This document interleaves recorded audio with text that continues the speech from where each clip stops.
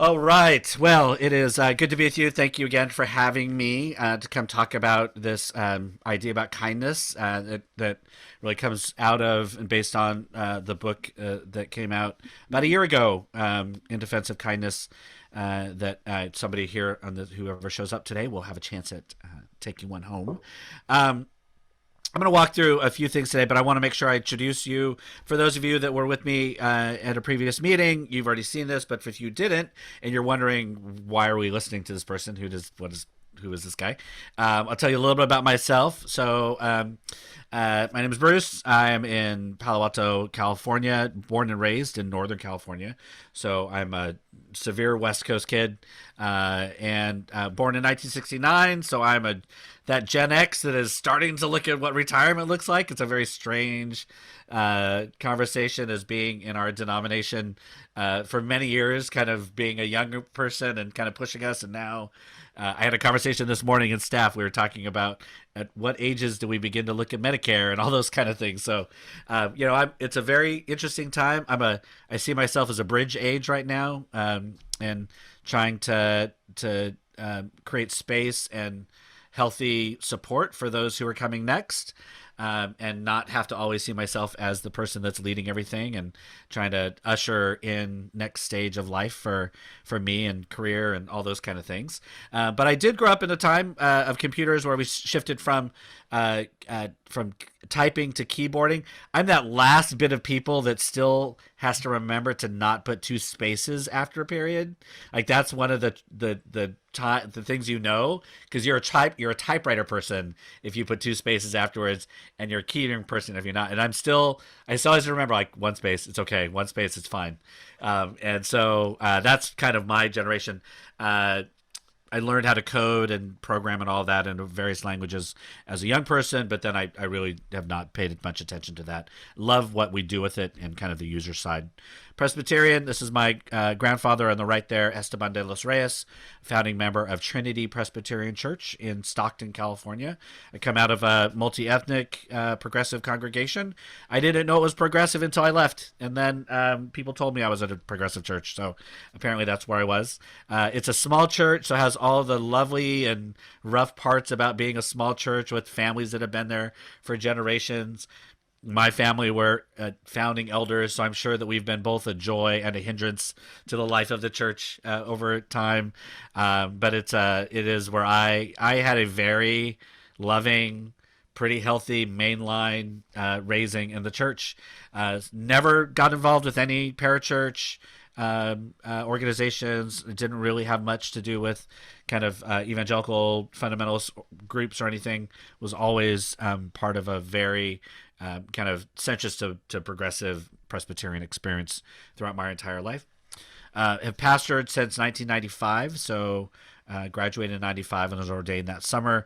I love pastoring. That is really at the heart of, I hope, what people would say is I'm a pastor, and all these other things are kind of how I get to live that out in the world. But love the pastoring. This is one of my favorite pictures. My oldest child, who's now almost 26, on Ash Wednesday. Ev must have been about 4 or 5 at that point.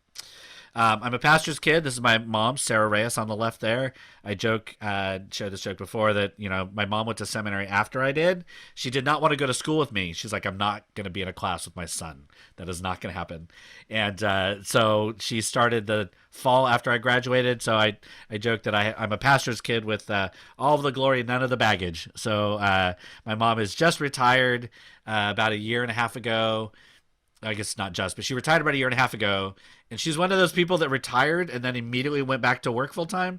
So she has been interim at a church for a year and a half, and I think she is finally going to be done sometime this year with that interim. I think she realized that she really does want to retire. So my mom is one of those that is very much calls them how you see them. Does not put up with stuff.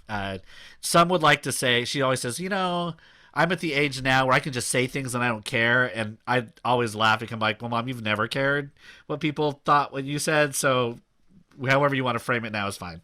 But that's where I get a lot of things from my mother.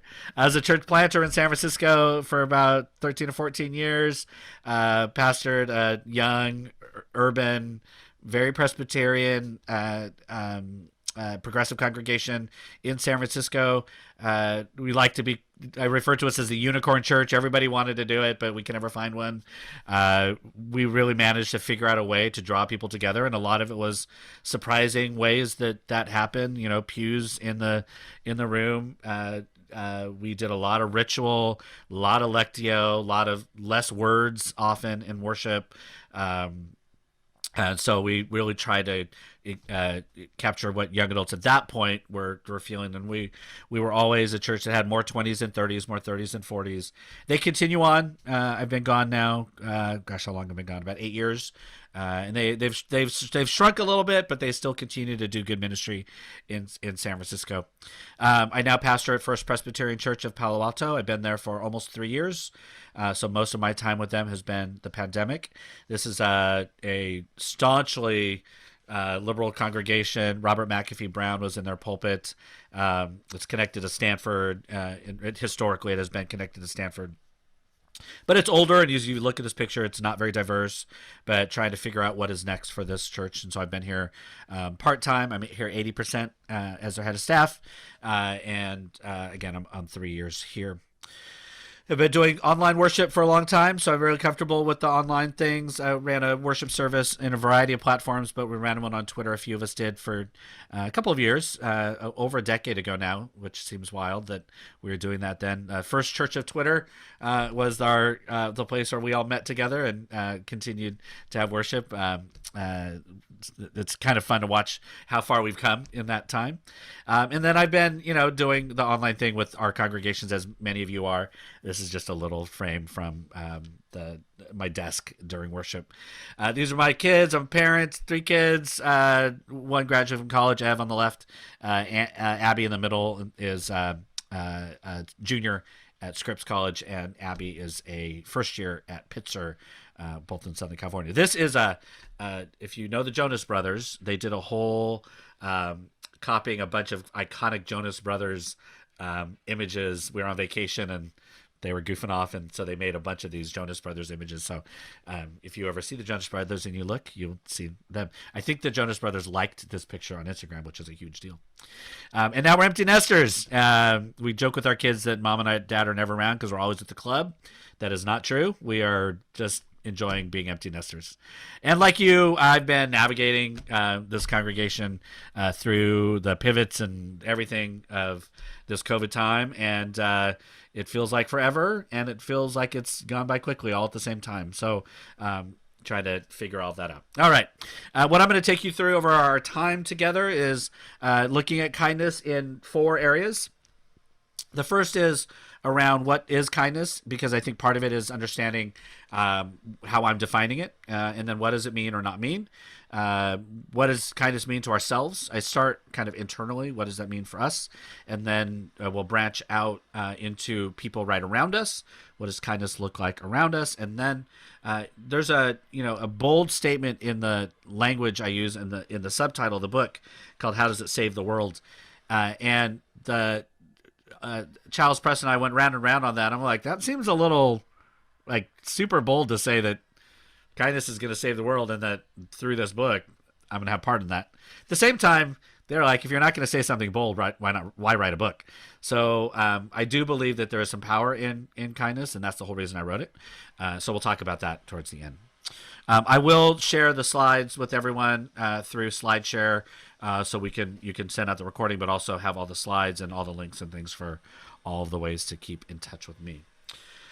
All right, so I want to begin with a word of scripture, Galatians. It seems like so it's pretty understood. Paul wrote this. I laugh whenever I kind of do initial what's the context of all letters that Paul writes, and most of them really are is Paul sees something and people are not doing the gospel right, and so Paul has to write them and tell them, here, let's remind you what this is about. And so here we're talking about calling and living into the calling, and how we approach this calling into faith and into being community together. So therefore, as God's choice, holy and loved, put on compassion, kindness, humility, gentleness, and patience. Be tolerant with each other, and if someone has a complaint against anyone, forgive each other. As the Holy One forgave you, so also forgive each other. And over all these things put on love, which is the perfect bond of unity. The peace of Christ must control your hearts, a peace into which you were called in one body, and be thankful people. So I'll touch on this as we go through our time together. One of the things that you'll notice, though, if you read the book, is that it's not a religious book, that it is really a book that is intentionally non-religious. When I did the first draft, I thought that I had taken a lot of kind of religious jargon and words out, but it's amazing how we all do it, even when we don't know. And so the first round was a lot of taking language and kind of inferences out that were particularly Christian. And so we're trying to get this book out into places that are not necessarily churches, which has been a really kind of a lovely experience of being in libraries and high school and trying to get into college reads. But as we begin, holding that scripture of kindness in one body, kind of holding that in the air, would just like you to just do something with me really quick, is just to kind of close your eyes and take a deep breath in and out and just settle your soul. And then when I say a word, I want you to think about the first thing that comes to mind. So when I say the word kindness, what comes to mind? Just hold that for a minute.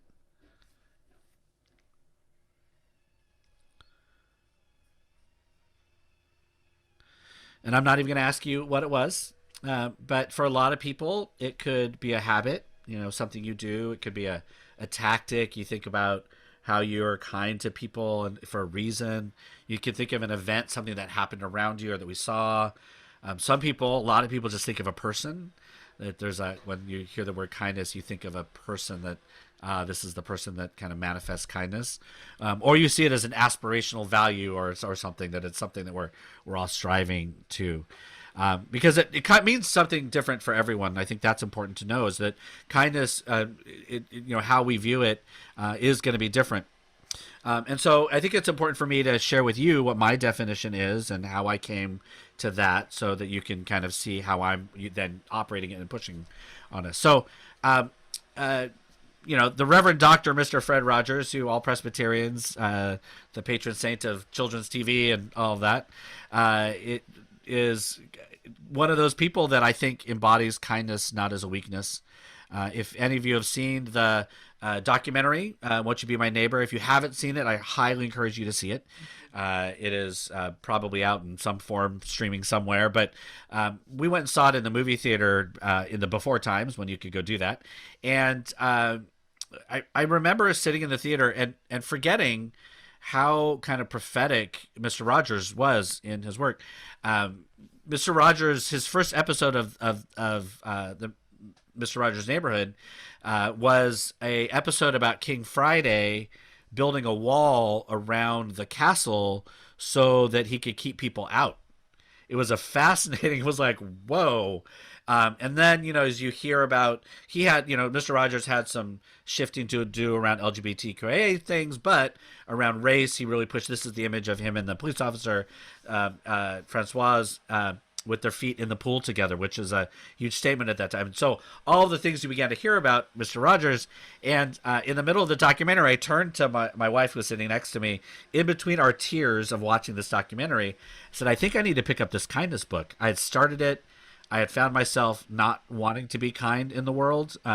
This is after the election, and just starting to really not believe a lot of what I was starting to write, or not having a hard time kind of encouraging people to be kind in a world that wasn't feeling like what we should do.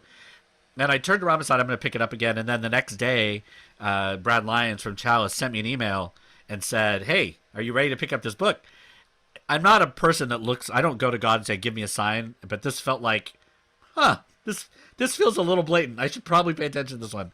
So started writing and beginning to reconvert myself to the power of kindness. And I'm one of those people, the writers, preachers, that if I can't be challenged and convicted by my own words, how is anybody else going to be? And so as I wrote this, it helped me to recapture a little bit about why I believed in the power of kindness.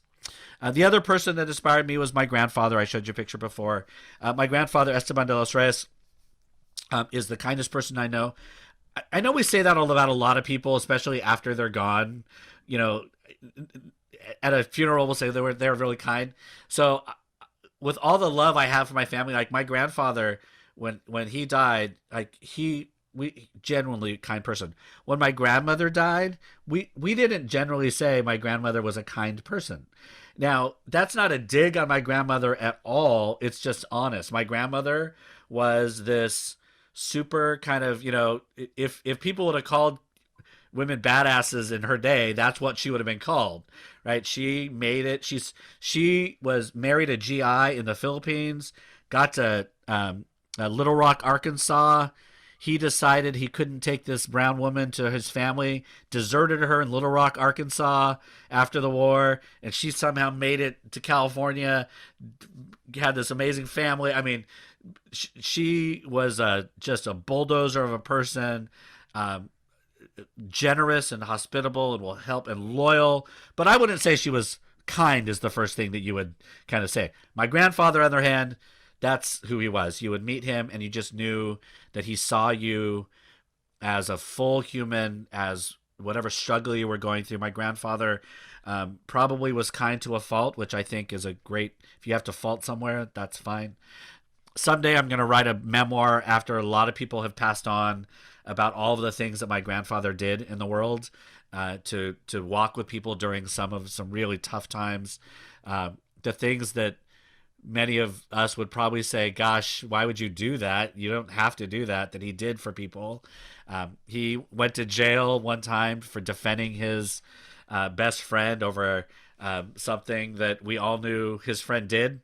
But my grandfather was loyal and was not good. It was just these things my grandfather did that embodied what seeing somebody for the fullness of their humanity meant for me. And so those two gentlemen really influenced me. And so my definition and how I understand and will define kindness is this: is to be kind is to accept that each person is a created and complex human being. So we see them as that, and then to treat them as if we believe this to be true. So it's not just to be like, yeah, everybody's a child of God, but it's like, what does this actually mean as we move through the world? Because it's one thing in a lot of ways for us to say things like, well, we're going to be anti-racist, or we're going to be open to, the way, gender works in the world. But then to actually move into spaces and have to live that out is really tiring. And that's where it becomes more difficult. So ultimately, how I view kindness and how I will talk about it is that it's just it's a choice to honor in our tradition the holiness or the humanity that lies within each person, ourselves, and to actually change the way that we move through the world. I think the world is used to us not being kind to one another and not seeing each other as complex and one-dimensionalize each other, and I think that we need to push against that. And that is the left or the right do not have any corner on the market of one-dimensionalizing. We all do it, and we all behave in a way that and sometimes compartmentalizes and justifies what we do. One of the best tweet reviews I got from, or not even a review, but comment about the book from a friend of mine who I would say is in the activist community, and activism is all relative, but she tweeted out during the book launch time, says, I don't want to read your book because it might make me behave differently. And I was like, it might. Like, because people know me, I'm not going to write a book about kindness that's just going to be nice to each other. Like, that's not going to be what I'm going to put out if you know who I am. And so I think she was like, well, we know you're not going to do that. So that means it's probably going to be pushing on your community. I'm like, yeah, it is a little bit. So I do that throughout the book. Everybody is fair game in some ways about improving how we deal with kindness. As I think about kindness just in general, I think about this. So this is my oldest and middle child. Never pass up a moment to share cute kid pictures. But, if you have children around you, right, Ken, you were talking about babies. And what if, I think everybody is responsible for raising everybody's children. Part of our vows we make as a community, but even outside the vows we make in church world, we're all responsible for every. So whether they're your own kids or they're close by or whatever, I think we're all responsible. But I would say that if when you hear, you see a child and somebody says, "Do you want this child to be kind?" Um, um, we probably say yes, right? Nobody says no to that. Nobody says, "Well, we don't want that child to be kind." But somehow, it as we move to adulthood, we start to not want to have it be as part of our life, as our life. So if we say as an adult, "Do you want to be kind?" we will say something like yes, but, or yes, and there's a depends, or there's like a caveat to what kindness means, because we perceive kindness as some kind of weakness, or some way that we get taken advantage of, or something that is only useful at a certain time. And so what I want to push on is that is not particularly true, that kindness is in fact a way that we need to be. So part of it is that I think it's kindness to ourselves, which is important. It's kindness as we walk through the world with other people. This is the coffee shop I was telling you about today. This is that coffee shop, right? I've gotten to know them over the years, and I'll talk a little about them, others. And then I think we look at kindness in the world, and what does it mean for us to see kindness in the world. I'll talk a little bit about that in a minute, about how I think there is some of the most powerful activists, prophets, world transformers are kind, and nobody would ever say that they were weak. And so I want to make sure that we're going to look at the breadth of that. So a little bit, though, I want to make sure we know is that kindness is not about being nice, right? Kindness is, oh, my slides are slowing down here. What's going on? Internet. Okay. Whoop. Backwards. There we go. So kindness itself is not just about being nice. I think being nice. So please don't hear me as saying like I'm anti-nice. I think nice when it is when it is about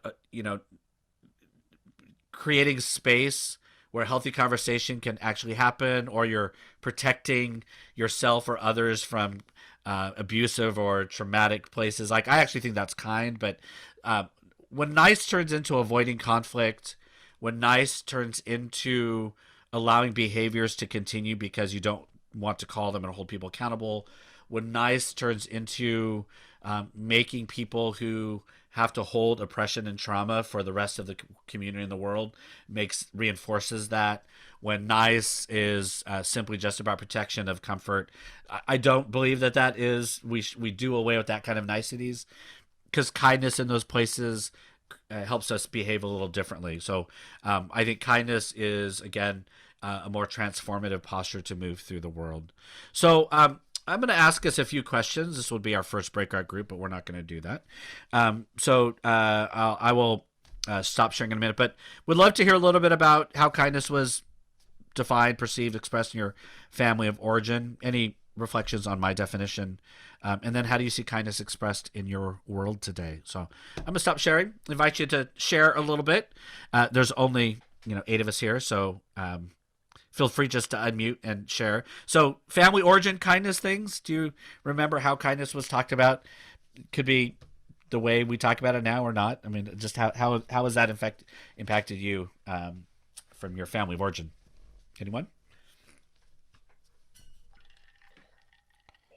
Well, oh, go ahead, Mary Bell. No, it's okay. I was just saying I was raised in North Carolina near Montreat. And so Southern ladies, we always were. The difference between kindness and graciousness. What is that? But I grew up in a hotel, so we had to be kind to everybody, every guest. But and it wasn't easy sometimes, but we were, and we ended up loving everyone. And so I think it's just something that you inborn in. I mean, to me, it was just like a natural thing to be kind to everybody. So I find regional how kind and nice and all that it shifts around regional kind of experiences. Like Midwest nice isn't necessarily nice. That kind of like when people are from that area who will talk about that, or Minnesota nice and that kind of stuff. Yeah, That's correct. yeah. Paige, you were going to say something. Go for it. Yeah, Bruce, I grew up an Army brat till I was 10. Hmm. My father grew up on the mission field in what is now Pakistan until he was 12. And so when my dad retired when I was 10, we moved to North Alabama just in time for the civil rights movement. And that, that meant there was in our household, my mother was Southern, so there was what Mayor Bell's talking about, but there was also this seeing everyone as created in the image of God, which meant my father's view of kindness was to stand with the Black people in our community and beyond who were really catching a lot of flack. And it shaped my perspective of what it means to be kind. That kindness has nothing to do with niceness and is risky business. Yeah, and I'll talk about the very end. I think that there's been lots of models for us to look at of people who are not weak but are kind. And yeah, thank you. Other folks, origin, family of origin, how that was for you all. Bruce, I think I would say just one way that it was modeled for me, even at my grandparents' table, was that there was always room for one more at mealtime. No matter who came to the door or what, they were always important enough to bring to the table and offer a seat and a meal. And I find doing that with my children now. I oftentimes have lots of kids in my home, and I love the chatter that brings and the connectedness that we get through that, because I don't think I would be as connected to my children's friends if I hadn't been modeled that and didn't seek out to do that at my own table. It offers oftentimes conversations that wouldn't necessarily happen in other spaces. Yeah, great, thank you. And welcome. We have a couple of other folks joining us, so feel free to jump on. We're not breaking into breakout groups. We're just kind of hanging out here. So is iPhone Sharon Williams? Hey, Okay. I'm in my office, so Okay. I'm kind of doing two things, but I wanted to get in. Okay. For me, I guess kindness. My mother and father were Southerners, and in what I saw modeled in my home was my mom taking care of neighborhood kids whose parents were working. She didn't do it for a fee or anything like that, but like in the morning, my best friend would always come to my house before we got on the bus, and she would make breakfast for us. And as I got into high school, the kids always came to our house to hang out. And then as I became an adult and had our children, our house was the hangout place for everybody in the neighborhood. And we had the unique situation where we did not live in the community where Dan had the church. Dan had his church in Stanton, or our church, but we lived down in a community called Stewart Straft. So they weren't known as the PKs. And it was kind of nice. The kids had that shelter, that little protective thing. But that's what I've always been taught: hospitality and being kind to people. And that's the way I was raised. Great, thank you. People can keep sharing, but with my definition, how does that resonate or not resonate, or does it feel like something to work with? I mean, it's mine, right? I guess kind of decided here's how I choose to move through the world in the kindest way that I think I know. So there's a little that they were pushing on me a little bit around the creation piece, to that created and complex as is created too much of a Christian word. I'm like, I actually feel like there's creation stories throughout cultures, like, so that it's not actually a particular, and we all said, yeah, we can, that feels right. So that was one thing that we're like, okay, is that too religious of a word? But I really wanted to have that part in, and the complex was important to me as well. All right, so any reflections on that definition itself? Are you talking to me, or are you talking or anybody? to No, everybody. Oh, sorry, can you not see us? No, everybody, like, just thanks, everybody. Bruce. And then could you solve all the problems of the world for us too, Sharon, just while you're Yeah, I'm a school administrator. Got that? You probably can. You probably can. No, this is for everybody. I just reactions to the definition. Bruce, I think for me, it reframes kindness. I would have probably, if you'd asked me to define it before I'd read your definition, Mhm. I would have probably said something more along the niceness part. And I like the way you frame it. And I think that it gives it more depth. And so yeah, I'm ready to adopt it. Sounds good. I mean, that was the hope. That was the hope, certainly. Yeah. Others. I mean, it's kind of hard to be like, maybe you could say I hate it, but not many people are probably going to be like, it's terrible. Gosh, why'd you write that, Bruce? Exactly. What is going on? We're not all created in the image of God. What are you talking about? We're trying to be kind. Exactly. Exactly. Well, I appreciate it. That's true. Appreciate it. My family of origin, we really didn't, I don't know that my parents were mean people per se, but they weren't kind people, that's for sure. But it was the context of how other people around me taught me about what kindness would be. And I went to probably looking back, it might have been a progressive for at the time in the mid 70s, early 80s, Episcopal church.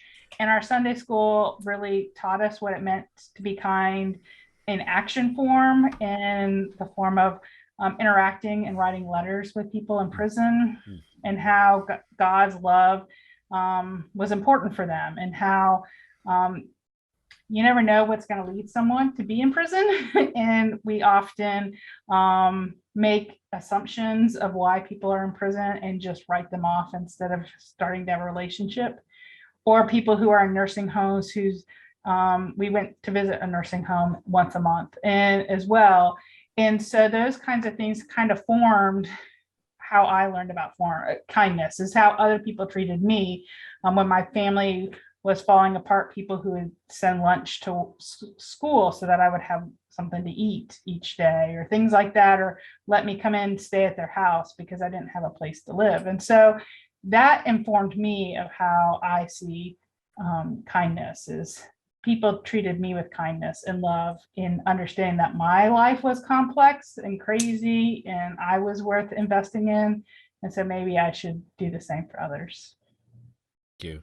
Yeah, I'm really careful to talk about how wonderful of a church experience I had, because not everybody has had that, and many of our churches, we all have lots of friends. Maybe you've been through, extreme fundamentalist communities that are just have just terrible things to our spirituality.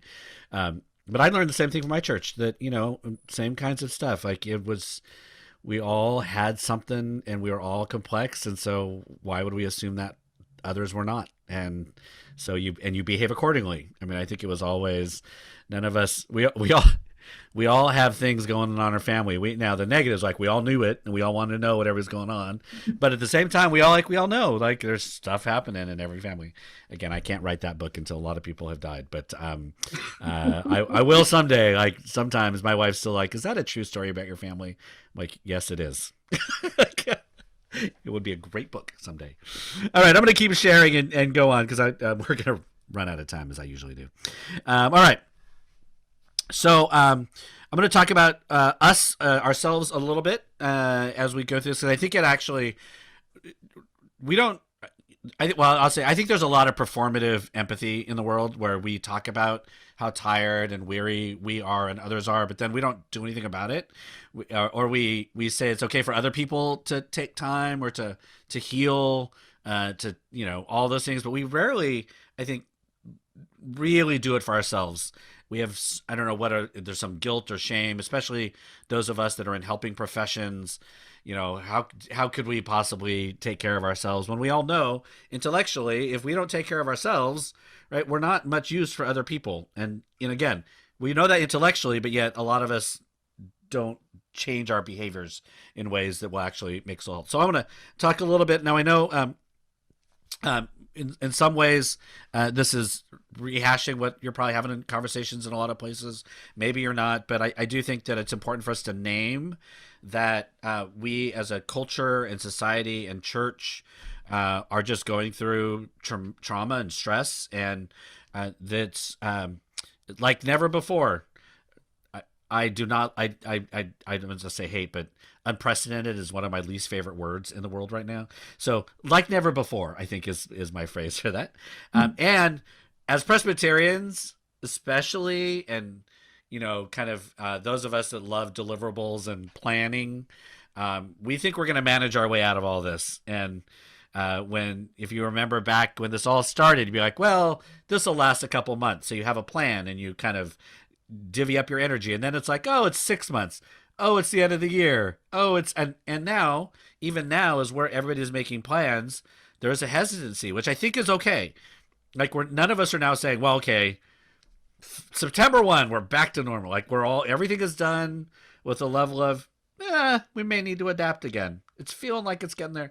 So I think part of we're learning how to manage and move through this space with a little more flexibility and adaptability. But I want us to make sure that we know and realize that this has still been extremely traumatic situation. If you're part of a congregation, you're leading a church, you're part of leadership, right? There's the politics of the last 2, 3, 4 years, the racial reckoning that happened with George Floyd and that Memorial Day weekend that impacted the world and has had ripple effects, has had to force churches to make decisions and think about who we are and what we do. All of us who are leading communities have had personal stressors. Like my grandmother died in December of 20 of COVID, and I had to do all the same things everybody else, say goodbye to a loved one through an iPad and all the things that happen. And plus, you might be dealing with just regular trauma in life, right? Where there's other death or relationships or work. I mean, there's all kinds of things on top of it. Congregations, I think have run this kind of rhythm of having very honest and realistic expectations to having high expectations about what happens. I know a lot of people are in professional discernment. It seems like every day I see another pastor or somebody who's leaving their congregation, sometimes going to another church, maybe as a change of scenery. Others like leaving the ministry, like this has just been too much, and you're seeing the what they're calling the Great Resignation being analyzed all over the place about what all of that means. So there's that, and then ultimately we're all thinking about, and this is what I talked a little bit about on Saturday, right? Is what's the future of the church? We've been laid open, revealed, things have been magnified about what is or not important. And now we have to figure out what we do. Like, we can't ignore things that are going on around us. So all that's happening while we're trying to lead people and in many ways, it's just super stressful for us. And so want to make sure that we are taking care of ourselves. And so I think about this in kind of these words. If you remember, there was a New York Times article months ago about languishing, and it was like, if you're trying to figure out what you're feeling, languishing might be the word. And that went everywhere. That article went everywhere, and we're like, yes, that's the word. And now it's been overused, but I still love the word. I use these three as this languishing and despair and weariness, and then also this, the other side of that, this lingering and this grace and hope that I think are in constant tension and are in harmony. So sometimes one's more than the other, and kind of need each other in some ways for us to be able to move forward. I want to talk through just kind of how I went through this cycle, and this may or may not relate to some of you. So, and I think when this all hit, right, we're almost exactly 2 years ago now. Almost exactly 2 years when we were sheltered in place. I think we're really good at crisis management. Most of us are like, all right, something happens, we're in there, adrenaline, leadership. We jump to immediate action. It feels like there's practical saving we can do. And so we do it. We get in there. We jump to some immediate things. And it's done all out of a deep care, concern for our communities. It is, it's not about ego. It's like our people, we need to do stuff. We try all kinds of things. I don't know if you were like me when the pandemic hit. We must have had like 5 different online groups going because people didn't ask for it. We just figured we got to keep people connected. And so we had multiple Zoom groups and all that kind of stuff. And there's a lot of grace and a lot of patience, and all that is just everybody, because everybody in the world is impacted by this. was feeling it, and I think really appreciated the church and leadership in kind of jumping to action pretty quickly and getting people connected and staying connected and all that. Well, then we realized, dear God, this is not going to be done in a month, and we're over functioning. We realize, wow, we have 5 groups that we just started, and some 2 people are showing up and others 10, and people start to not come, and we get super overextended because we also don't know how to stop doing other things, and we just add stuff on, and so we build those expectations. We're overwhelmed. We've been told in our training to be the non-anxious presence in anxious times, and so we're supposed to not panic. And so that just makes it even harder because we're all like, what are we doing? And then we crash, right? Because we've been told, you need to be the chill one in the room. And we're not. It feels like sometimes. And so we crash. And then we commit to some self-care again because we know we're supposed to. And then we repeat the whole cycle. Something else happens, numbers spike, something, whatever happens. And we do this all again. All in that, I think what we also began to experience together was a little bit of turning, right, in various peaks and valleys when things were happening. And we began to dream a little bit.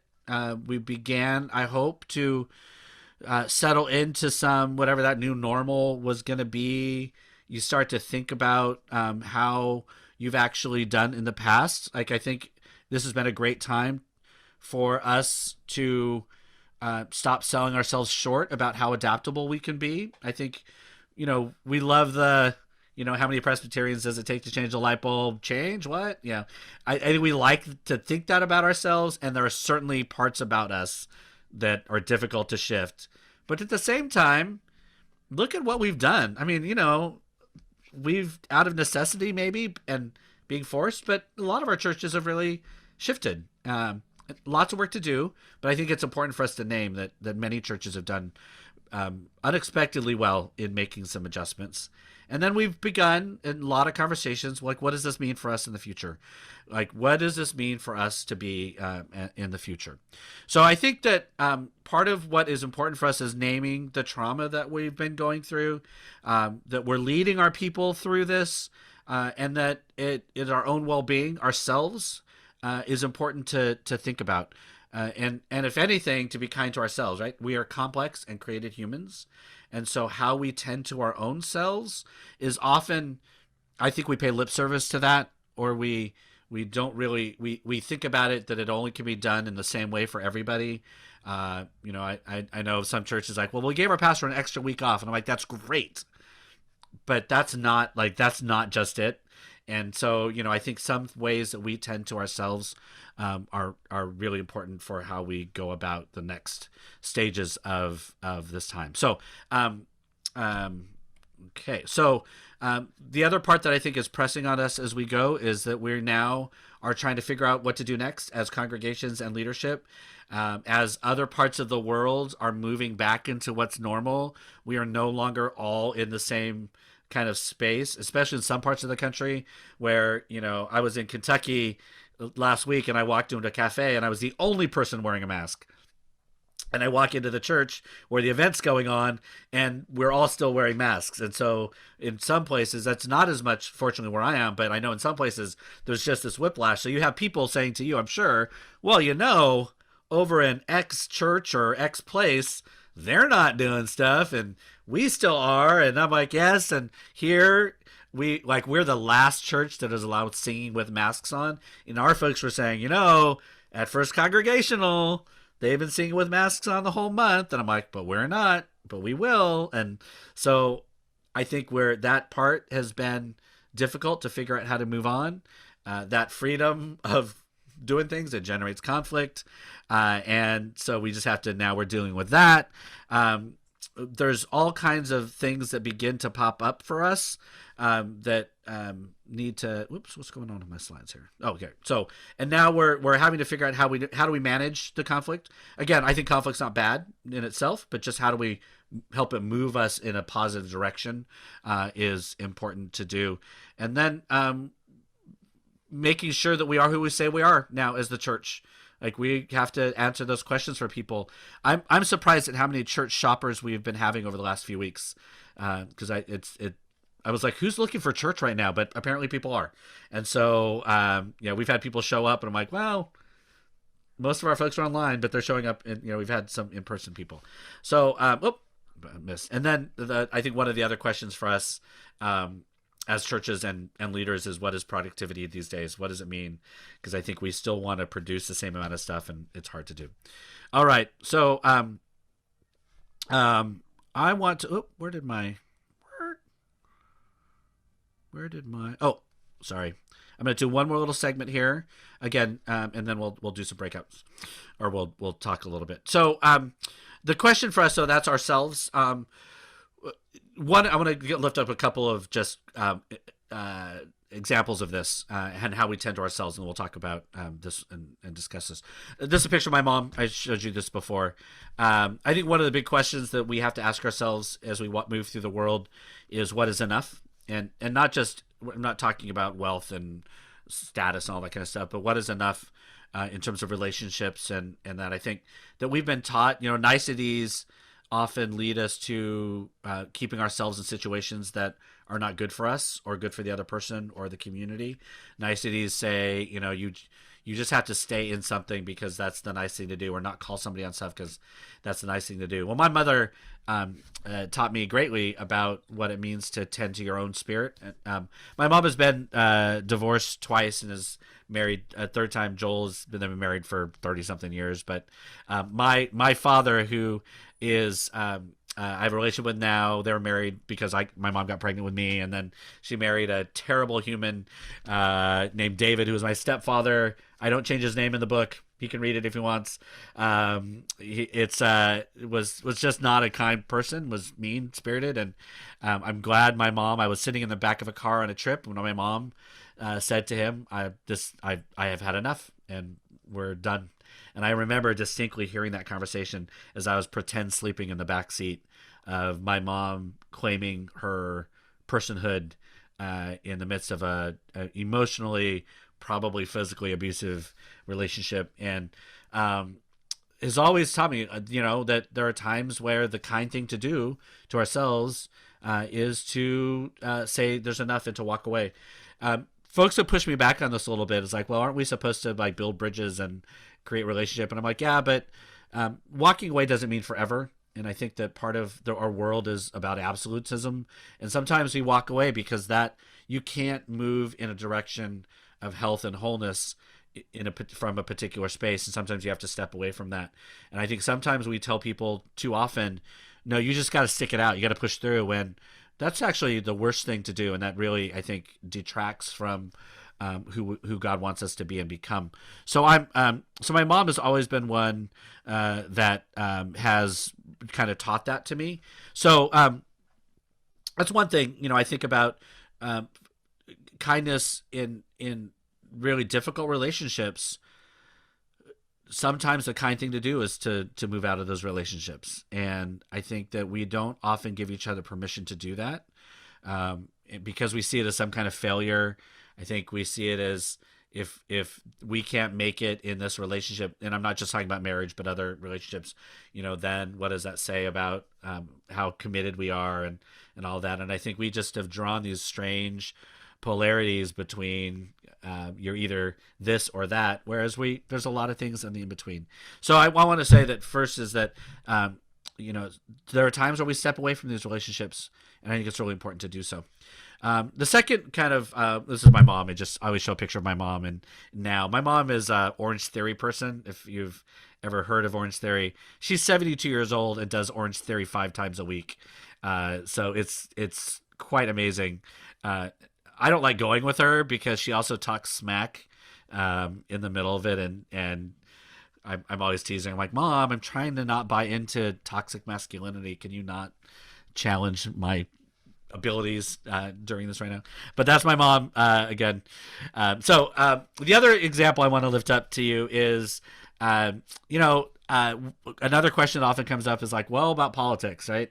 When you're engaged in, so we probably all have relatives or friends or somebody that has different political views, ideological views, and these past 4 years have been a difficult space. We have not modeled that well online, and many in person as well. So we have to begin to think about what's enough in those times as well. I show you this picture because our family are huge soccer people. We're like super into soccer. My two youngest ones played a lot of soccer. My middle one plays pretty competitive club soccer still in college. So we're the parents that still drive hours to watch your kid play. And I fully admit that I went through withdrawals when soccer ended in our life. So we go to the Women's World Cup. We just call it the World Cup. We don't call it the Women's World Cup. And so we go to the World Cup every 4 years as a family. We're headed to Australia and New Zealand in 2023. Schedules have been announced, so we're like already planning. So we're pretty intense soccer people. On the sideline, though, I was always the chaplain.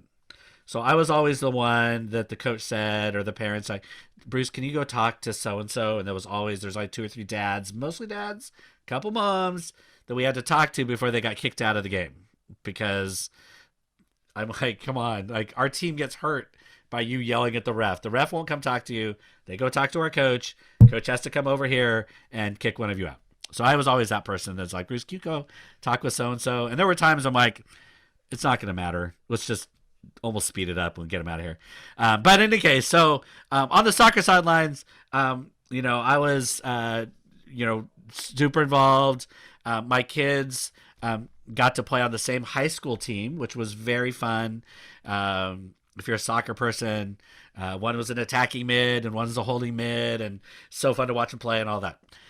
They went to a school called Drew. Drew was a kind of this small hippie private school in San Francisco where every one of the classes were 12 kids, and they sat around a round table. Math was a discussion-based thing. Like you sat around a table, and super crunchy hippie loved it.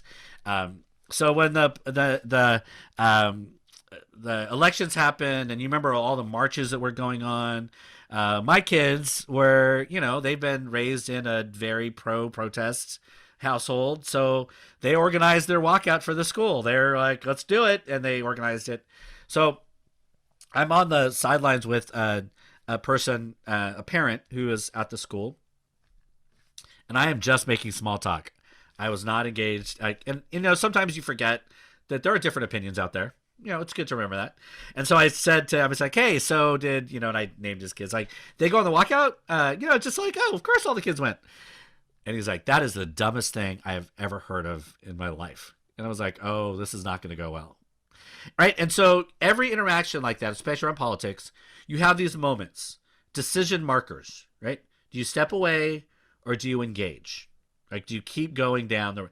And of course I'm like, let's keep going. So I'm like, well, Abby and Annie, they helped organize it. Like, why, did your 2 kids say went? Like, they went, but oh my God, that's like, it's such a waste of time.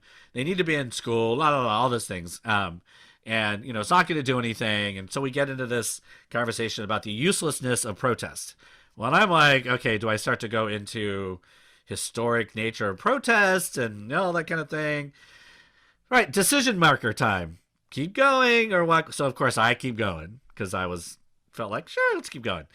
And so then it turns into, much more not as friendly kind of, it's not just banter. It gets more serious until it ends up with James.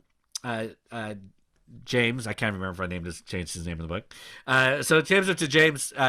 He says, yes, it's going to be bad if you're gay or if you're an immigrant or if you're poor or if you're not. He lists all these things. He says, but those of us in the financial world, we're going to make a ton of money during this presidency. And I was like, okay. And that was the moment. That was another decision marker for me. And I'm like, okay. And I said, James, I think I need to walk away now. I need to walk away. And he would not let it go. He's like, no, we need to figure this out. You can't walk away. And I'm like, no. You don't hear me. I'm choosing to walk away now. And you could see that it had gotten to the point, like, nobody was videoing us yet. There was no cameras on us, which like never get on YouTube or Twitter in any of these interactions. And we weren't embarrassing our children. We weren't loud enough where people could hear us on the. But we were headed there, and I just remember like I'm gonna walk away now, and I had to physically say to him, I'd say I'm gonna physically turn around now and walk away. Please do not follow me. Because it was one of those moments where I'm like, we are done moving in any direction that was going to lead to anything. And I needed to recognize that it was time for me to walk away. I think in our political situation sometimes these days, we have a hard time walking away because we have been taught that if we don't constantly name things and call things out, then we are giving our tacit approval.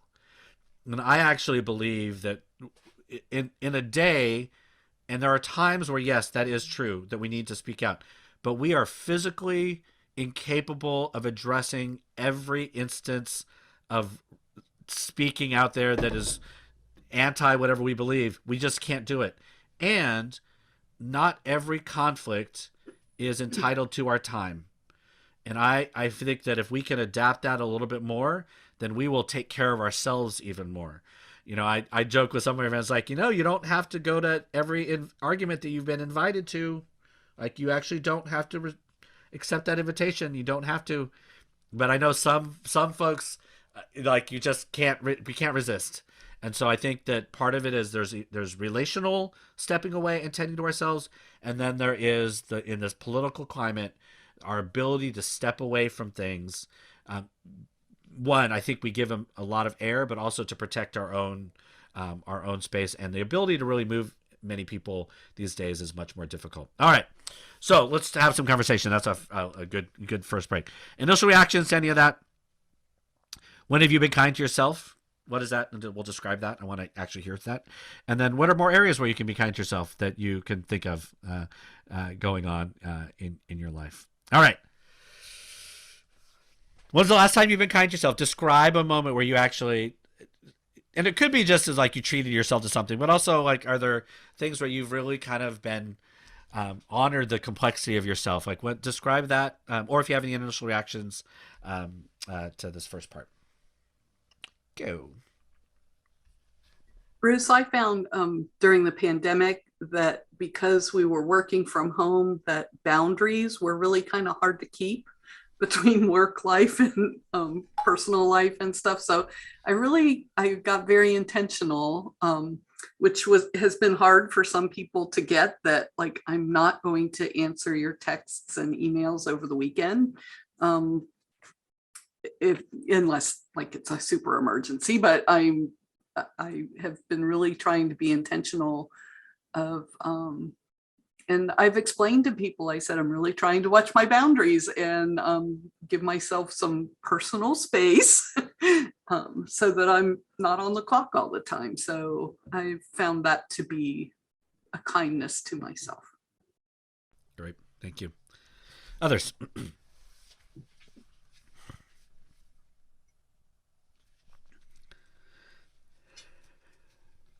I'll go, I guess. I would say that the kindest thing I've done for myself lately is join the Great Resignation and actually came here in employment. I for so long, for 10, 15 years, was type A. I worked for the U.S. Army doing simulations in the international arena, and it was always go, go, go, and hurry up and get it done, and just at whatever cost. And I found myself in the hospital this last at the end of the summer with walking pneumonia I'd had for months. Probably could have died at some point if I hadn't sought medical treatment. Didn't even know I had pneumonia when I went in, and so I've really just trying to reframe my brain around this idea that we don't need to be going 1,000 miles all the time, and then to be like, to steal a word from Cheryl, to be more intentful, and to spend those moments that mean something, and to rack and stack those priorities a little differently, I guess. I love that you use the term rack and stack. It's awesome. Yeah, there's going to be a few Army terms for quite a long time, I'm sure. Yeah, others. This is Sharon. For me, what I had to do when I came to Florida was to realize that I did not have to climb. This is like second retirement for me, because I'll work 8 years and then probably retire. Maybe not. Maybe I'll work 9. But to not worry about having to climb that ladder in administration. I've stayed at AP the whole time, and it's not been as stressful. And I'm in hospital homebound, and it's not been as stressful. Even though I had people say to me, well, oh, why don't you be a principal? Why don't you go downtown and do this and that? I just thought, I'm in my 60s. I don't need all this aggravation. And I'm kind of glad now I didn't do that, because with COVID and, everybody's hearing about the schools and everything going on here with the kids having COVID and the mask, and it's just a little crazy right now. So I felt like I took that off the plate, and it was probably a good thing for me. Yeah. That's a hard one in a world that's always about, well, what's next for you? And then there has to be what we put on advancement. And, the church is terrible at that sometimes. Like, well, when are you going to move on from youth ministry? Well, what does that say about youth ministry, right? Or when are you going to move on from this? Or when are you, it's fun. I do. And I had that with Presbyterian women, Bruce, too. I'm the moderator of Presbyterian women here, and Senate was trying to get me to move up. And I had to say to them, no, I can't do that right now. I have to just wait. And I was thinking about today, I may never do it, but I'm not going to tell them that. Well, this is recorded, so we'll have to make sure we. Well, then they'll know.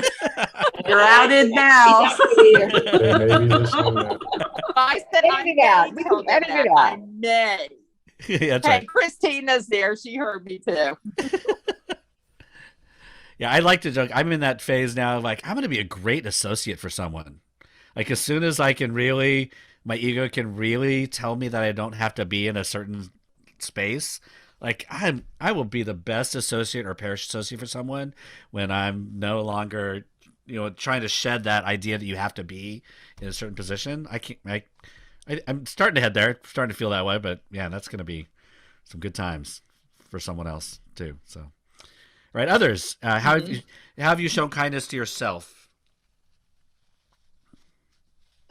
Well, when I was the exec, it was a time of a lot of transition at the national level. And there were 4 or 5 times when I'd get a phone call and somebody would say, your name has been suggested. And I would say, thank you. It's nice to have friends. Mm-hmm. But when I came here, I said I would stay until I was retirement age. And that is my intent.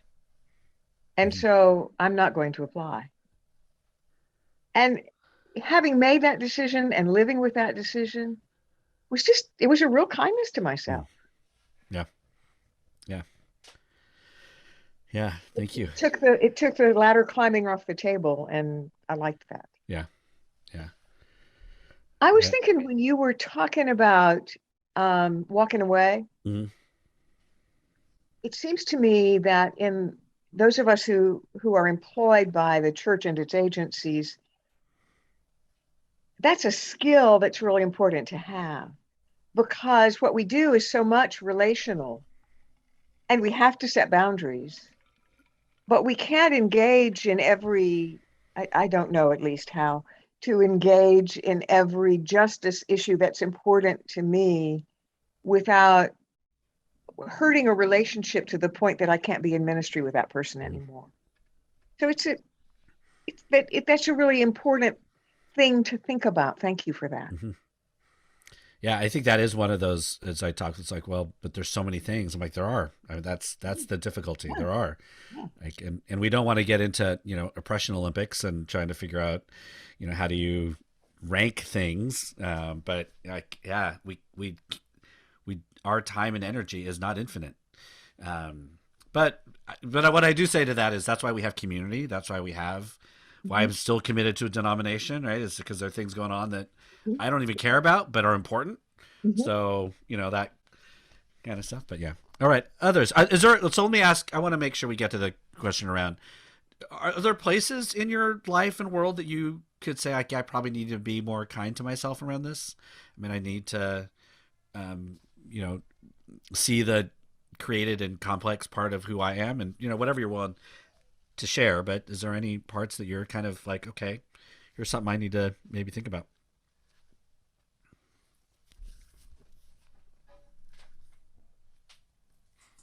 I'll go on that one. Excuse me. You know, it's hard for me as an Enneagram 9 to sometimes make uh, good decisions. Like I overthink things. So um, sometimes in this, pandemic sort of fog, there's so many possibilities, or such a dearth of possibilities that, it's easy to default to the, get stuck in place kind of a mentality. And I think the kindness that I can do for myself is realizing, yes, limitations, but also whatever I end up deciding, that it's going to be the right thing. And if not, then I'll learn from the wrong thing, right? So to have that balance of pick something and either learn from it or realize it was the best thing. Oh, Enneagram 9s, we love you. My middle child is a 9, so of course our whole family does Enneagram, except for my wife, who's at 5, so questions everything. Is that right? Yeah, I think that's right. So, but yeah, all my kids, we all do our Enneagram, and my daughter's a 9. It's very much like that. There's so many options, and I'm a 3, which means that when I overfunction, everything gets done. Right? It's just like, and then a 9 gets all that stuff, and they're like, ooh, I'm done. Yep. Thank you. Giving yourself permission to kind of do that. All right, others. Any places that you need to like show yourself a little more kindness?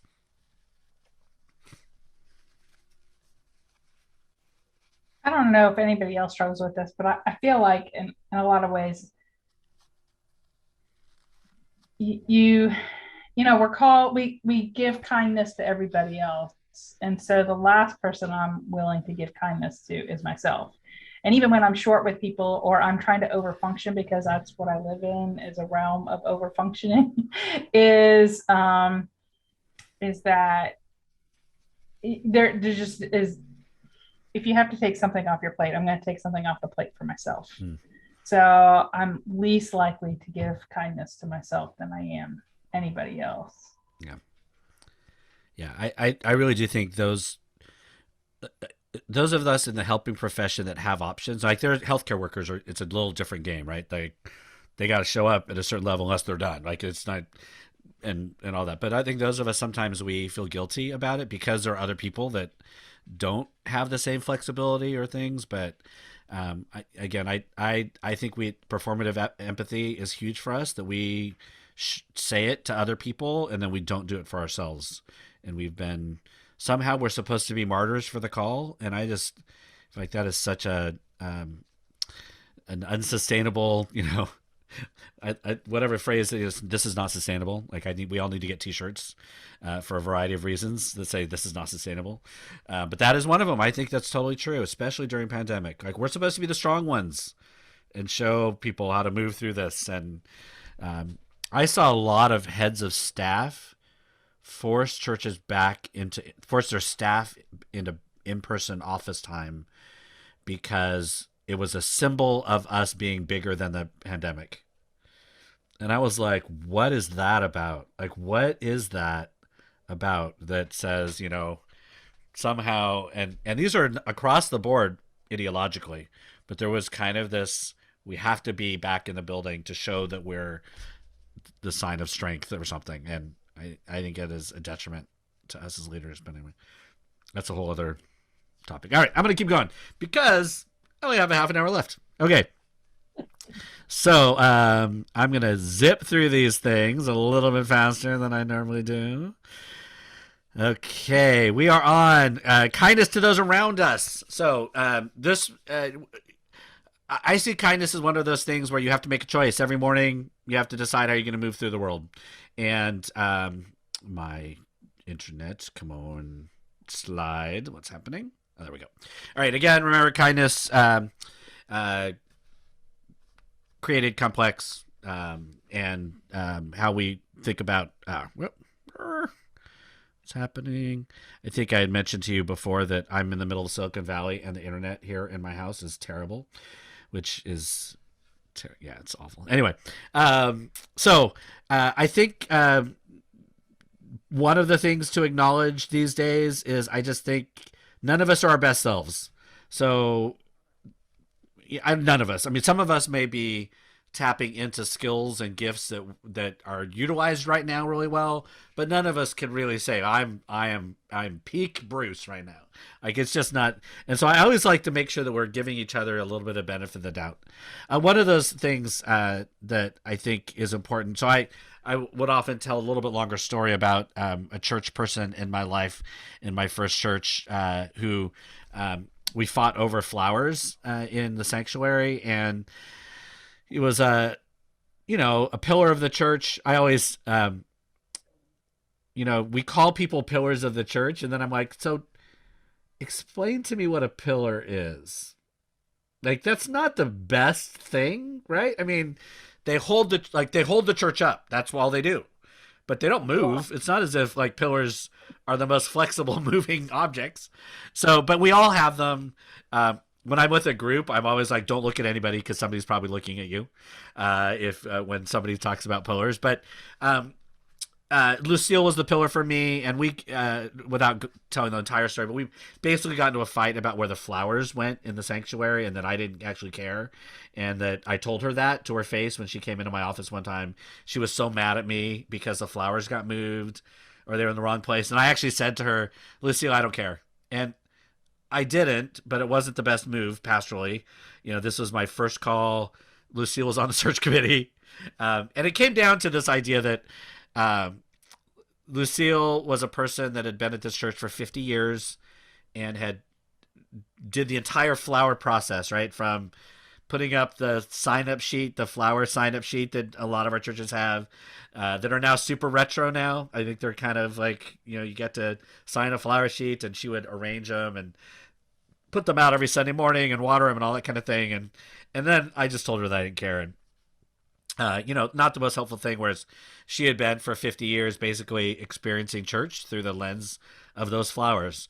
And I would talk about, I will say that we can argue in an intellectual way about whether flowers are important to the church, and certainly not. Like, that's not going to make or break the church.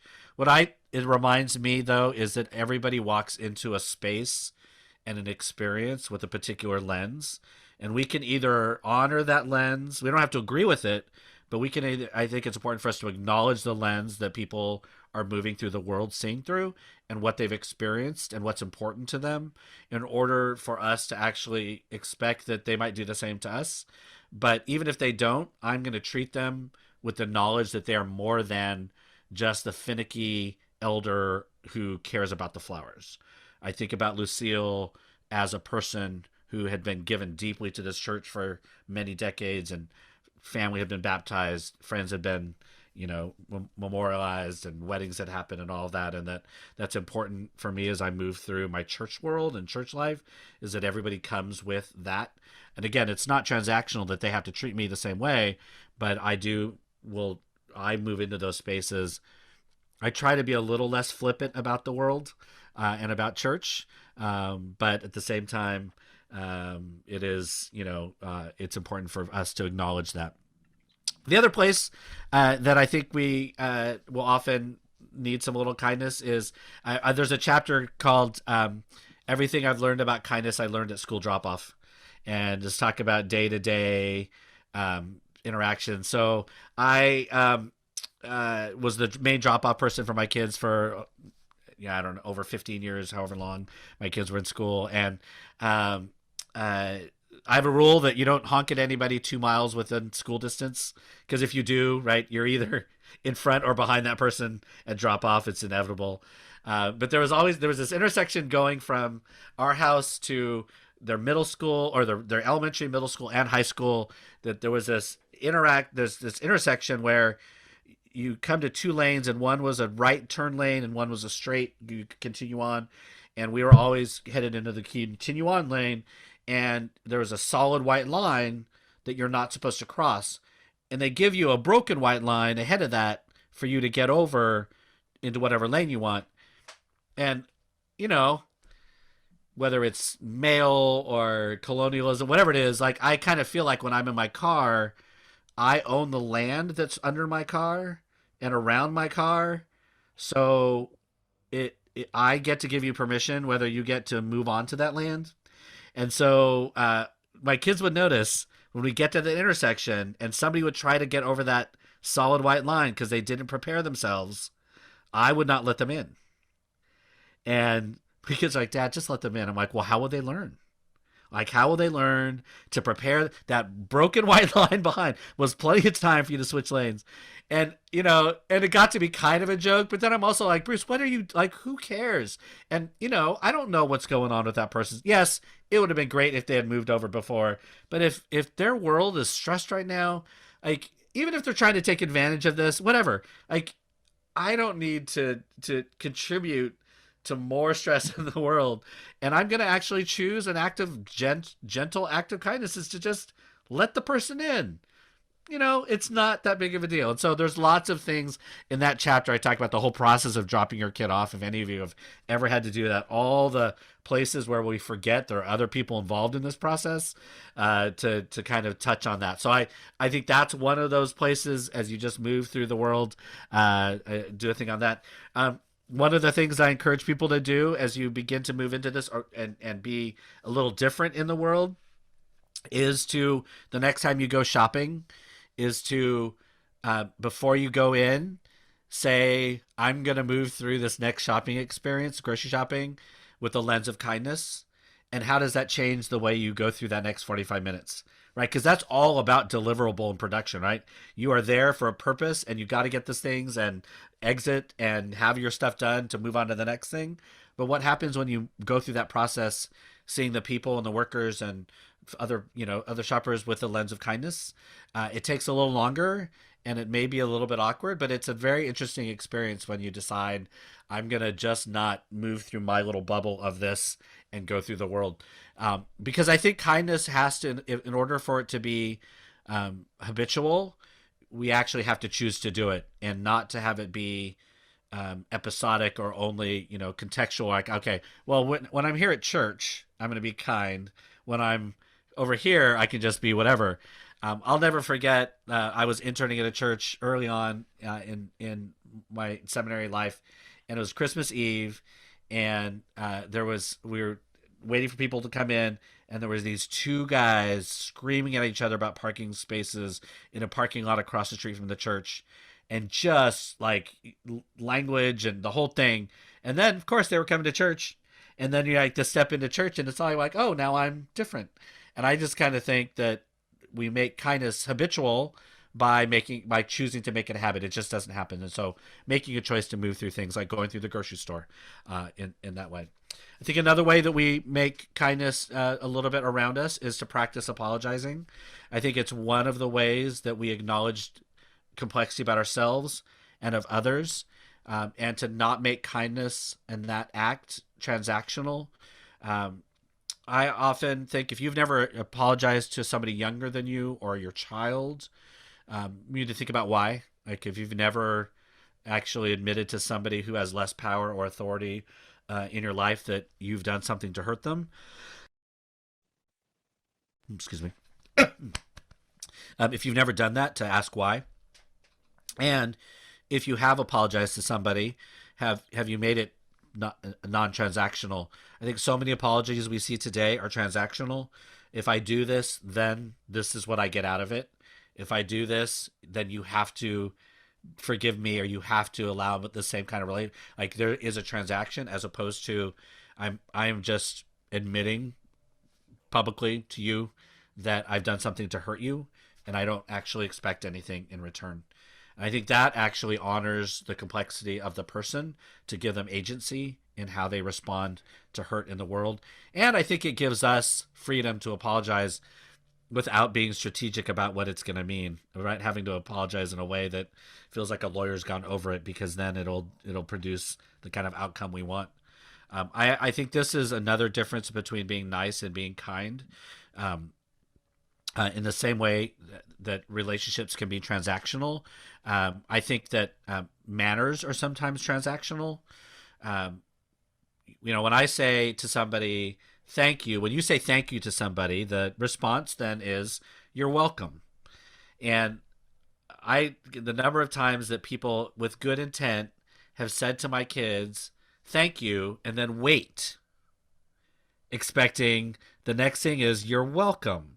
And I'm always, whenever I've heard that, I'm like, don't say it. Just don't say it. Because what are we do like what are we doing in that trend? We're saying, again, I'm not anti-polite, so don't hear that. But we're saying that the reason that I thanked you was so you could acknowledge that I thanked you. And I just like I feel like one of the growths for me has been like, when I thank somebody, I don't even wait for a you're welcome. I'm almost kind of like, oh, great, thanks. I almost want to say thanks again for the you're welcome, and then it becomes this vicious cycle. But I mean, I really don't like. I think if you're actually genuinely thankful for something, you thank them, and then you just move on, and there is no reciprocation that has to happen. And I think that's a way that we acknowledge that's the kindness piece, and not the niceties and the transactional nature of what goes on. So that's a couple of them. All right. Online. So this is another one around how we interact with people. I mean, we're online all the time now. We are social creatures online. Some of us more than others. Some of us have had terrible experiences. Others have had good experiences, whatever. Most of us have had both. Some of you remember General Assembly Portland, which I think was, I don't remember what year that was, 2018, maybe 16. We got trolled by Roseanne Barr.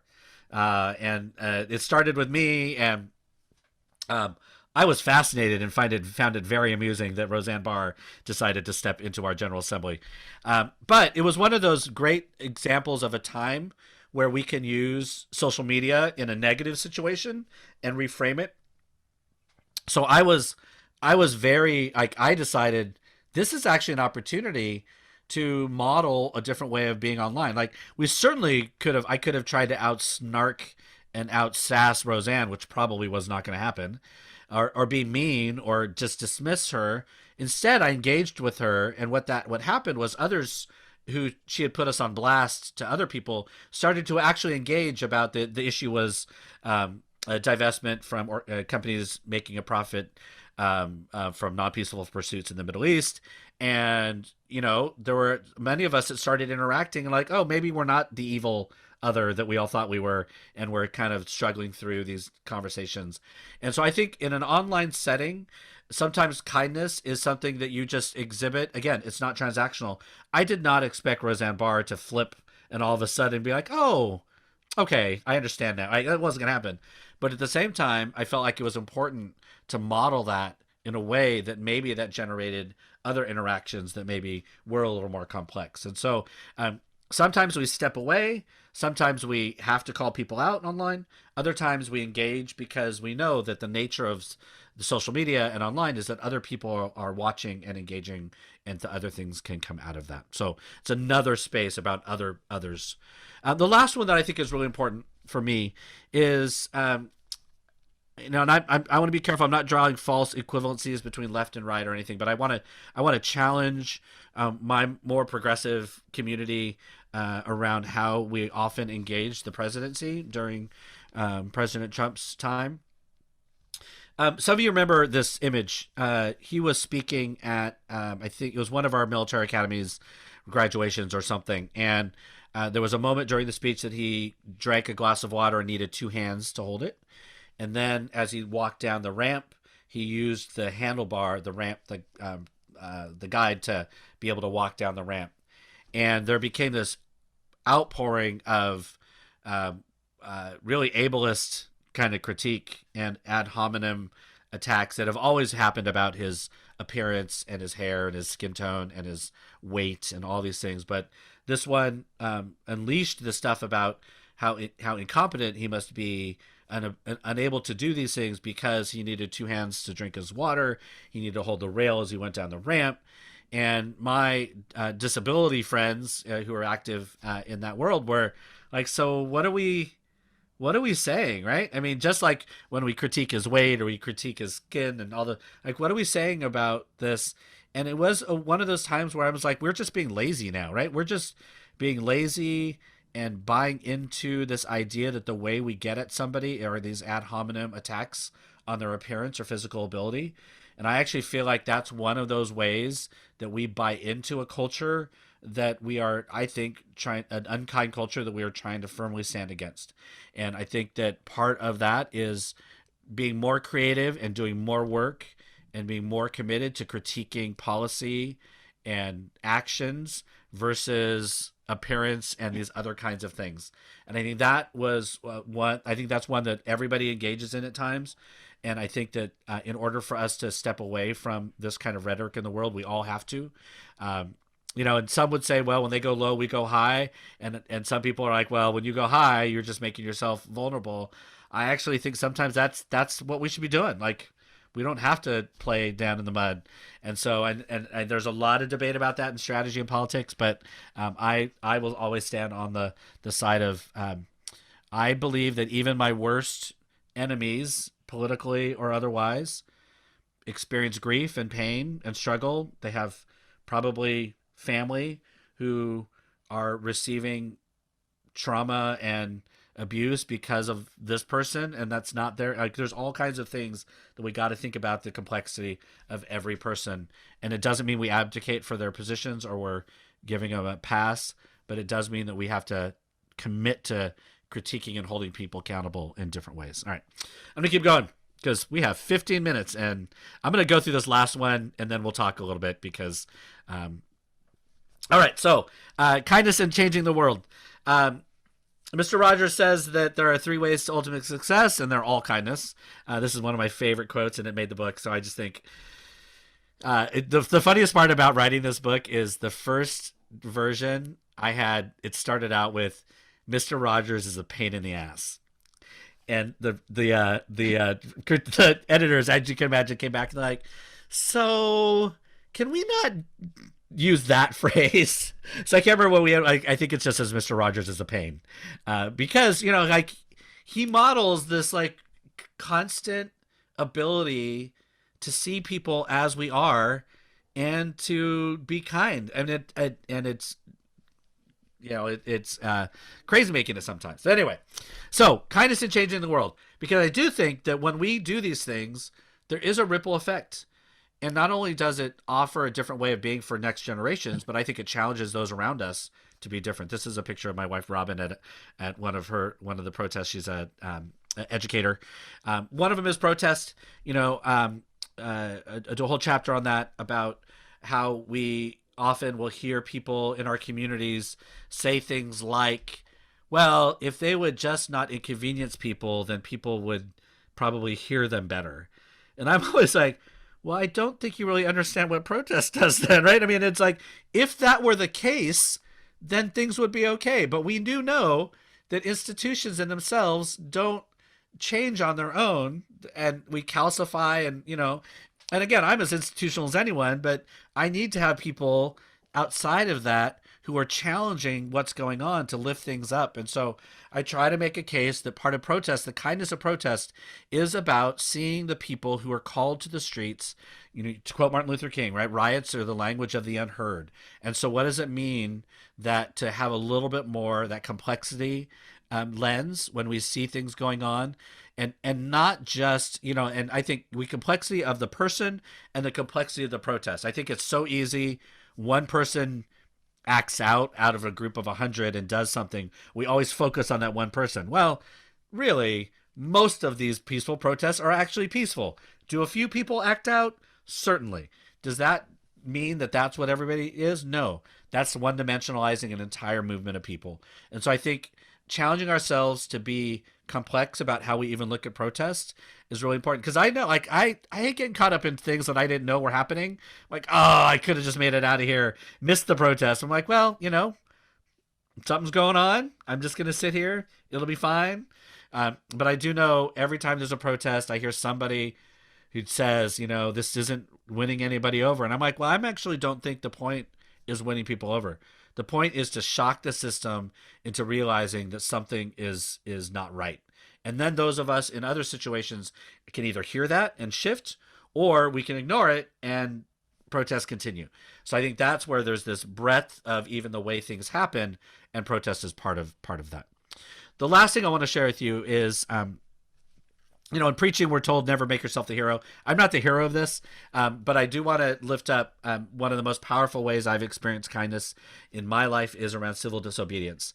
If any of you have ever been engaged in civil disobedience and done the training or anything for it, you'll know that civil disobedience is not about increasing or aggravating or accelerating violence.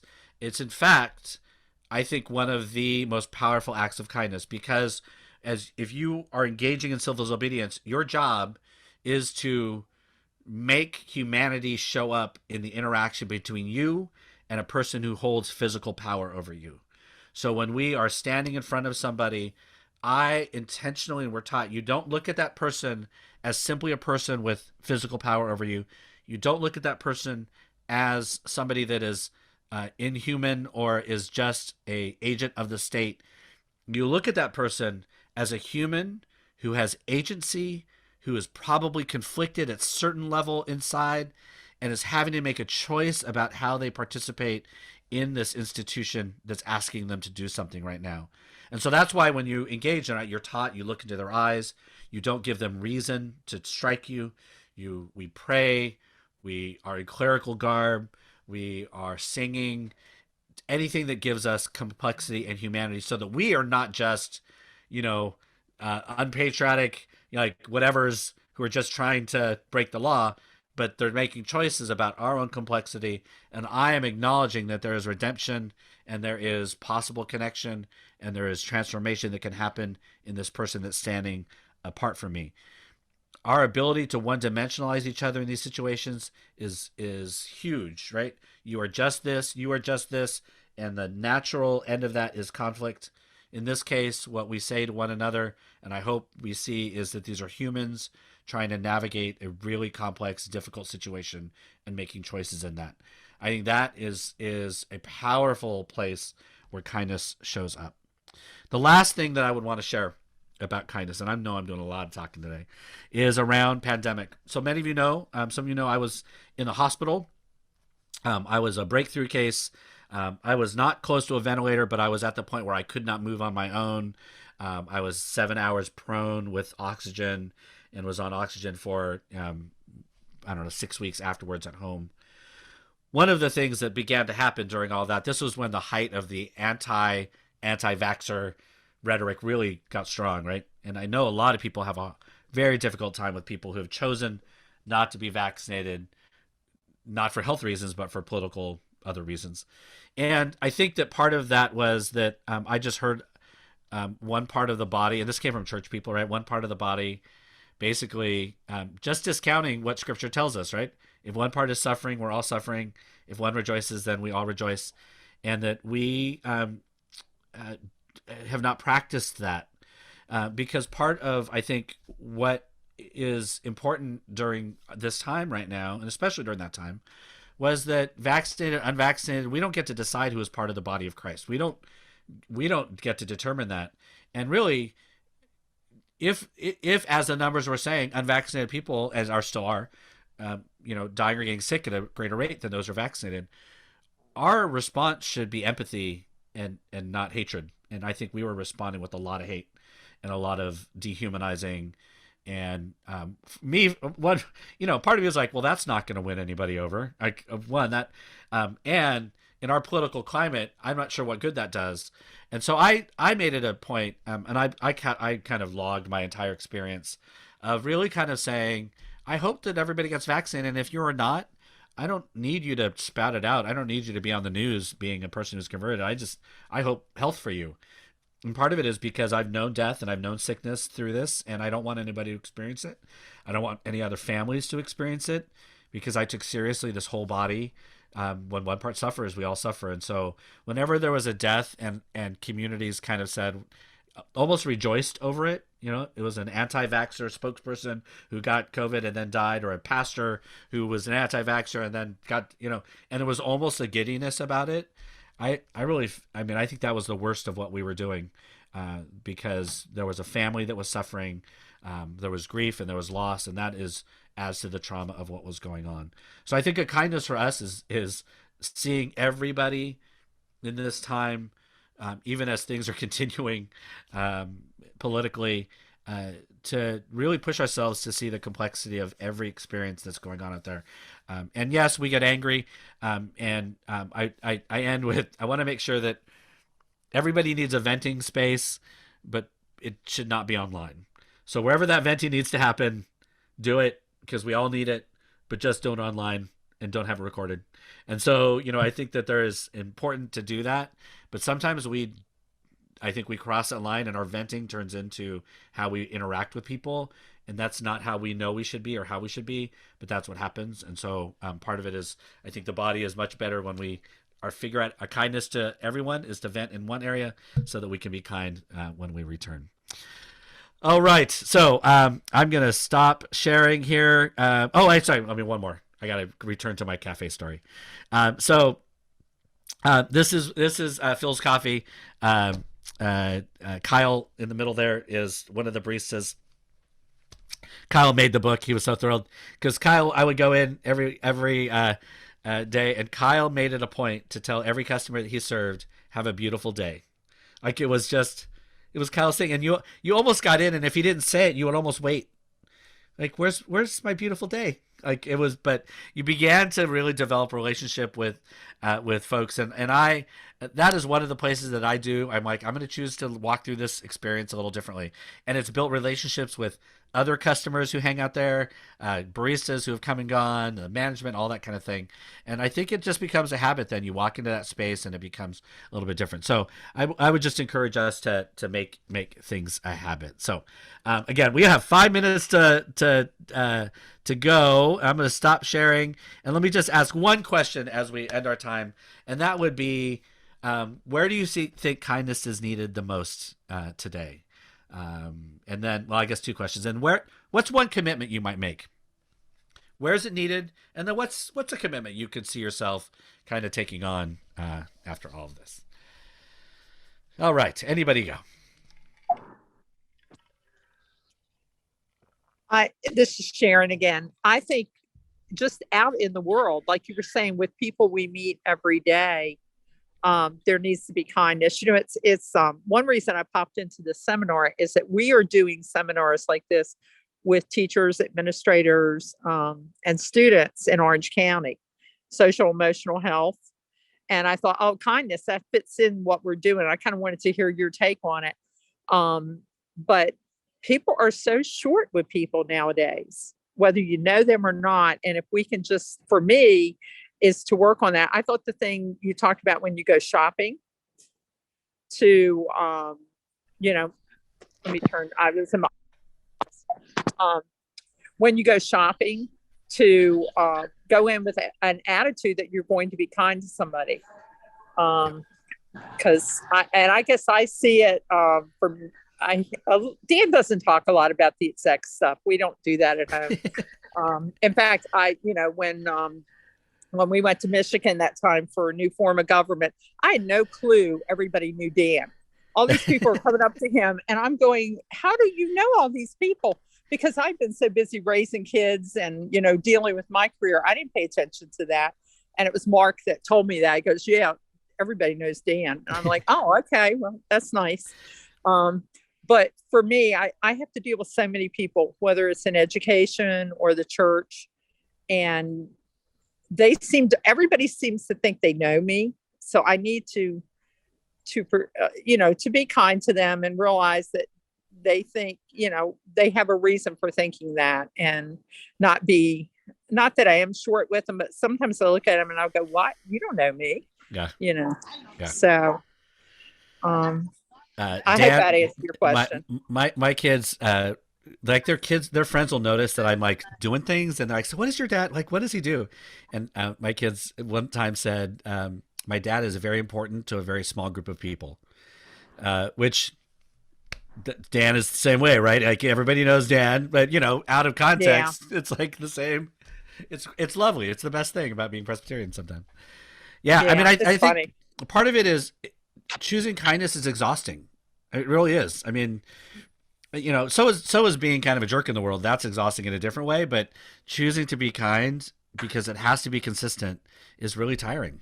So moving through an entire school day would be, more tiring than a grocery store shopping trip for sure. But yeah, thank you. All right, others. Where do you see it in the world? Need it in the world, and any commitment you might be able to make? On the road. I was convicted by the road rage thing. I get to drive like 50 minutes both ways, which has its blessings, like on Sunday mornings, and its curses sometimes. And so I guess my commitment is going to be to try to adopt that thought ahead of time, that I'm going to go through a lens of kindness. See how that works, because it's not very fun to come home all grumpy. Just like, what does it really matter to let? Who has ridden in a car with Cheryl? Look at Paige is like, no, I've heard about that. I'm not doing that. Life's too short. I do talk to people. You talk to. I say things. They don't hear me. Well, thankfully, one time my wife gave a gesture as well, in addition to the words, and a tow truck followed her. Ooh. Yeah, it was, and I got a phone call. I was actually in Montreat, and she's like, okay, somebody's following me now, and she had, done something, and so had to drive around. I drove in front of the police station and did all the things. But yeah, it was frightening. Like, so there are like elements to why you should be not.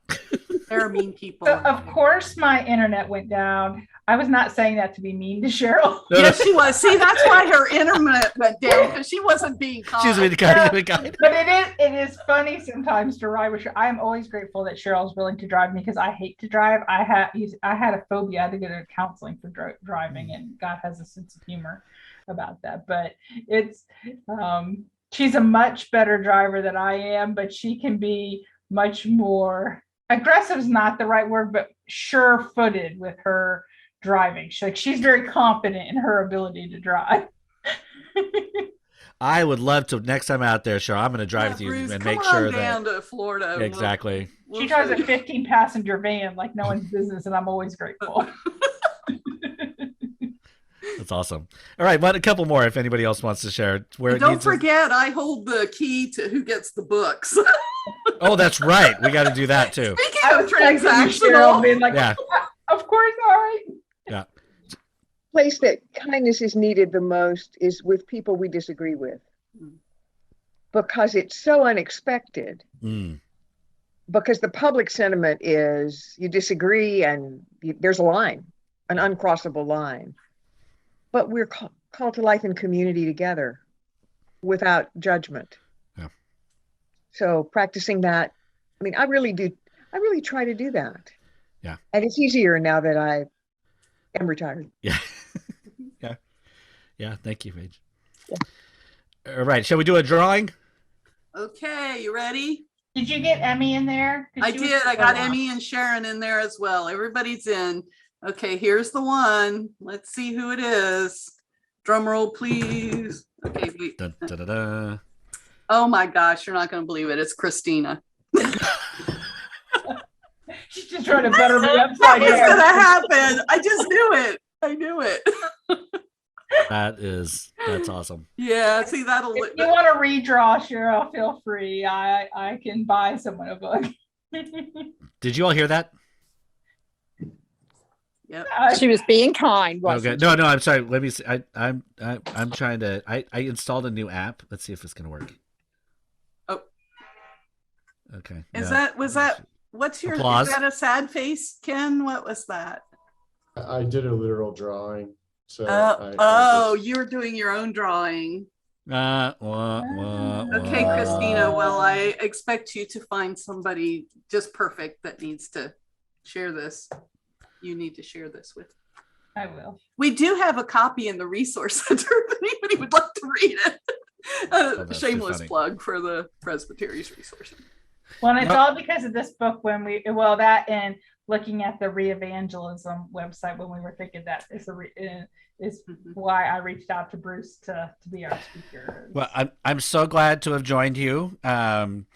maybe in person sometime in the future. Would love to come out and hang out and all that. But again, I think we're all done. And then I'm gonna hang out with you on Friday, right, Cheryl? Is that the Yeah, Jody and I. Jody and I? Okay, you all are Friday Yeah. it's on my calendar. So, shall we end with a word of prayer and then we can be done with our time? So That would be awesome. let's pray. God, we thank you for just opportunity to gather and the amazing ways in which we have discovered how to be community, for all the ways in which you speak into our lives so that we may go into the world expressing your love and your hope and your justice. We give you thanks. Help us to view the world a little differently tomorrow than we did today. A little more kindness, more love, more justice. Continue to be your hands, your voices, and your feet in the world. We thank you for this body and for folks who continue to serve faithfully in a world that is incredibly weighty these days, for the ways in which we continue to serve you, oh God, and empower others to do the same. We again thank you for our time, for those who allow us to be here, and for your blessing upon the rest of our days, weeks, and years ahead. We pray all of this in the name of Christ, and all God's people say, Amen. all right, all. Thanks, Thank you. Bruce.